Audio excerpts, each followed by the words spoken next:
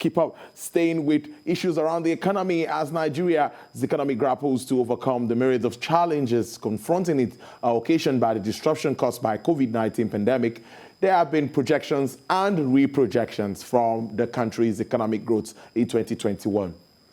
Just recently, the International Monetary Fund, in its latest report, says Nigeria's recovery process is expected to be weak and gradual under current policies, adding that the real gross domestic product will only recover to its pre-pandemic level only in 2022. According to the IMF, real GDP growth in 2021 is expected to turn positive at 1.5%, stating that the near-term outlook is subject to downside risk from pandemic-related developments, with Nigeria experiencing a second wave.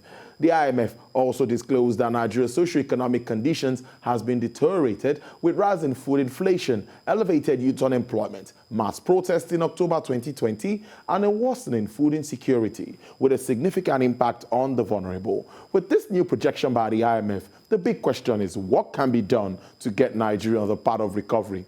In 2021, a big question, despite all the challenges the country is faced with. I have joining me live in our Lagos studio to provide answers to these questions and others, of course, is the Vice President of the Lagos Chamber of Commerce and Industry. It's always great to have him on the show, Mr. Gabriel Idausa. Thank you very much for your time. Thank you. It's good to see you. First, I was really worried. IMF coming to say that Nigeria at a critical junction and also urging for VAT hike. It's a two-in-one thing. Why is that? Many are always IMF comes, World Bank comes, projections and reprojections. How do these figures come to you? Well, IMF and World Bank simply give us what we show, what our economy projects. It's not like IMF goes somewhere else and to get the fee and writes a story. Okay. IMF is very much on ground in all economies. There are people on ground. It is their business, which they do all year on, to track economies around the world and see how they are responding to various situations. So the drivers of what I are saying were indicated. You have pandemic, then you have policy. Those are the two key things.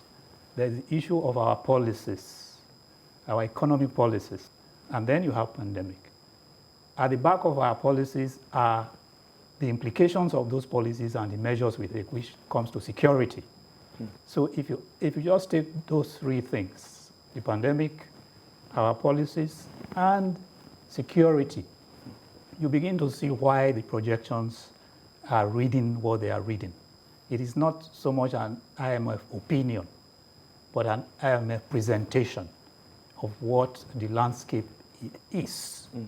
If you now break it down to sectors, the country, both in the private and public sector, has invested a lot in agriculture. But you cannot expect agriculture to grow that fast. In practically every part of the country, farmers are being killed almost on a daily basis. Farms are being destroyed.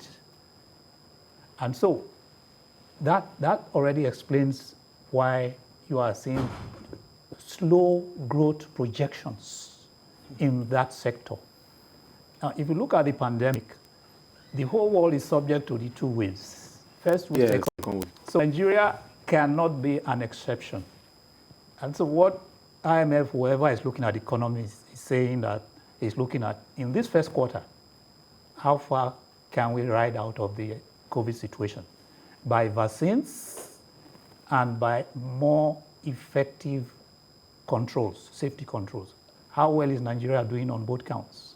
On vaccines, on COVID safety enforcement? Because Nigeria, like some other countries, have decided that their economies are too fragile to lock down. And so you need to have very strong controls so that we can work in an economy navigating COVID safety. And then, like anybody else, IMF looks at what Nigeria is doing on those two things, on vaccines, on controls. And we in Nigeria know that we are not doing great. And so if you look at this quarter and the second quarter, anybody in Nigeria can predict that we are not likely to get very far as vaccination is concerned, as far as effective control of COVID safety behaviors. So if we are going to succeed in the two fronts, it's probably in the third or fourth quarter of this year. So it's easy to predict that anything that will affect economic growth because of COVID-19 is likely to be with Nigeria for at least the next 3 quarters. Hopefully by the fourth quarter, our vaccine program starts to ramp up. A lot of people are being vaccinated. The COVID control measures and situations are now firmed up, and people are forced to behave properly on a large scale, and we are able to reduce the daily occurrences. And then, hopefully, fourth quarter next year, perhaps we begin to climb out of COVID-impacted economic situations. The other issue of security, no one can say now how long it will take us to get out of the security situation that makes farmers around the country not able to go to farm safely, in spite of all the billions that are pouring into that sector. And so if you are a large commercial farm, you can afford security to protect you. But if you are a small and medium-sized farm, you have to think of your life every day before you go to farm. So we have the land, we have the resources to invest, but people can't go to farm. And that immediately translates to an economic slowdown, because the amount of products we can produce from the farm is probably anything from 60 to... I fear food inflation. I fear probably 50% of what we can produce in security. Not rocket science, so we see where IMF is coming from. And so how we deal with them is what will reverse the very slow growth. They were able to commend Nigeria, particularly with regards to removal of subsidy, which is something they've always wanted us to do. And of course, cost-reflective tariff and deregulation of the downstream. As at today, crude is above $60, and we are hearing that we might be buying a liter of PMS, maybe close to 200 naira, maybe like 190. We're still waiting for official figures for that. But looking at all of these commendations and the effects of some of these policies on Nigerians, is still not really looking very good. Well, the thing is that we missed both several times in the last 30 years, 40 years. If we had removed fuel subsidy 20, 30 years ago, now we'll probably be the largest refining country. Petroleum products and petrochemicals in Africa would have been in Nigeria. The whole of the Niger Delta would have been filled with refineries and petrochemicals. And the only reason why all those investors didn't kept was control. You cannot control the price of what you don't produce. The federal government does not have refineries to produce petroleum products. So I am somewhere in Europe, I produce my petroleum products, I bring it to Nigeria, and you tell me you must sell it at a certain price. You don't want to know how much it costs me to produce. And that is not economics. So it doesn't work. So we say we are suffering now, that the high price is affecting us because we didn't do the things we needed to do. If 20 years back, we were already refining our products in Nigeria, when prices go up, it comes to our benefit because we will be exporting refined products. So yes, we will have to suffer. That's why at the beginning we talked about policy. A large percentage of Nigeria's economic problems are policy inflicted. It's very simple. Where you have the right policies, like in telecoms, you see the result. Where we had the right policies in banking, we see the results. Nigerian banks are now present in more than 25 African countries. Nigerian banks now have their footprint in the continent because at some point we took the right policies. In telecoms, for about 5 years, Nigeria was the fastest growing telecom industry in the world. The ITU, International Telecommunications Union, declared Nigeria the fastest growing telecom industry. And Nigeria did not spend $1 taking a loan from China or any other country to make that happen. It was just the right policy. Issue licenses to people who have the technology and the financial resources. So if at that same time we issued licenses to rail transport operators in 2000, 2001, when we issue licenses to telecom companies, if at the same time we issue licenses to well-known railway operators from countries like Canada, Korea, who were interested, South Africa were interested in come and set up railways. If 2000 is 20 years from ago, if we had issued licenses to rail transport, today we will have world-class trains running around this country, and government will not have spent a dime borrowing money from China or India, just as we have in telecom. So that's why it's so important to recognize that our problems are significantly policy inflicted. When you come to security, if 15 years ago, when these problems were at a very low stage, state police were instituted. If 15 years ago we had state police in every state in Nigeria, it would not have been possible for Boko Haram to grow to where it was. Because at that time it was just one person, Yusuf Mohammed, and a small group of his followers that had an issue with the state. And unfortunately, he died in police custody. And then a lot of protesters came around that, and they now crystallized into what is Boko Haram today. If there was a state police, they would have immediately gone to the situation, dealt with it. And 50 years ago, we wouldn't even know that anything like this happened. And as at that time, for people who grew up around this country, 20 years ago, you could leave Kano at 9 p.m. and drive to Maiduguri. People who lived in North can tell you, because I did. You regularly leave any town in the north and in the night and drive 600 kilometers to Maiduguri or from Kaduna, because it's cooler. Yeah. And you will drive 600 kilometers and nothing will happen to you, even if you are alone on the road.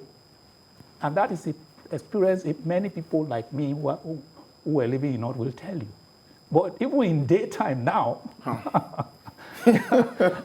you won't want to try it. You don't want to drive 10, 50 kilometers between Zaria and Kaduna and not have your heart in your mouth.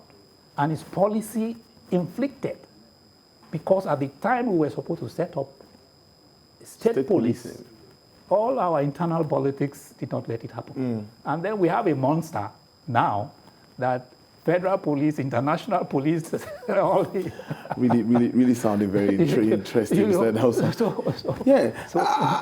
No, they said that we need urgent policy. Yes, like you said, policy inflicted. I'm really taking that away, and I totally agree with you. IMF is saying we need urgent policy adjustments, more fundamental reforms, sustain macroeconomic stability, and of course, lift people out of poverty line and create employment.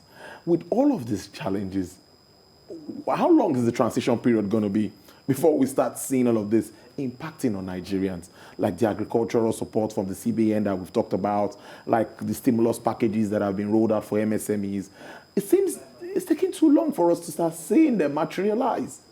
So there is no length in time that you can put to it.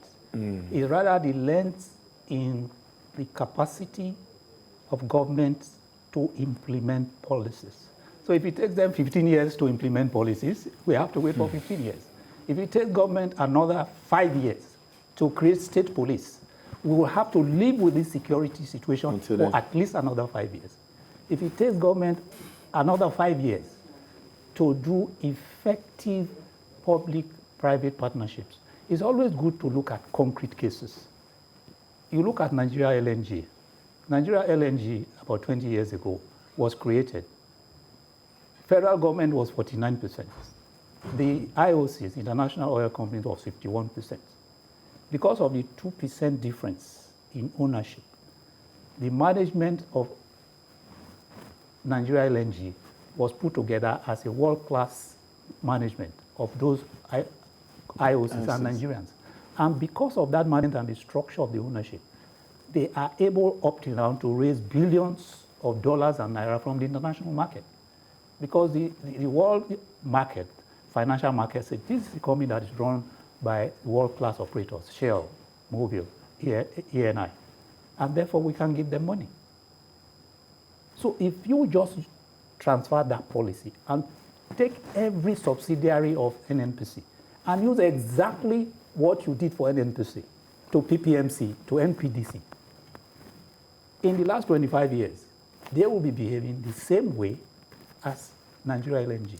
Nigeria LNG today is the largest payer of income tax in this country to federal government. Is the largest payer of dividends from their profits to NNPC. Again, policy. And how long does it take a government to say, we've seen it, it's working with Nigeria LNG. Let's put it in all the other subsidiaries of NNPC. Is it 2 months? Is it 5 years? Is it 15 years? We don't know. So the question of time is not time in length of period, but how quickly government accepts that a lot of policies need to be very quickly changed. It's taking us 15 years to pass the petroleum industry bill. So how long does it take to pass petroleum industry bill? The promise that by April this year we should in Ghana, it took less than 9 months or 6 months, if I can recall. So, honestly, interesting conversation there. I really wish we could go on because it's really making. But you've talked about what needs to be done. So I just see that government needs to just look at all of this because some of them they come up to say, some government officials will say they want to really look at this report, scrutinize it, and really understand. But like you said, it's based on facts and figures and what we really have on ground. Your advice to government, one line as we round up. I mean, the advice is let's reduce the distance between knowing what we need to do and doing it. That is all. That is the problem in the country. There are most people in government who know that the Nigeria LNG works and it can be applied to all other subsidiaries. Just reduce the delay. You wake up tomorrow and say, okay, all NNPC subsidiaries, we have the template. It's there in the books of government. Let's use it. Tomorrow, National Assembly pass the laws. Let's issue licenses to rail transport companies around the world to come and build a railway. It's a good way to live it. Mr. Gabriel Idausa, thank you very much for your time, giving your expertise on this very important topic. Vice President, Lagos Chamber of Commerce and Industry. We'll always have you again on the show as usual. Thank you again for your time. Thank you. All right then.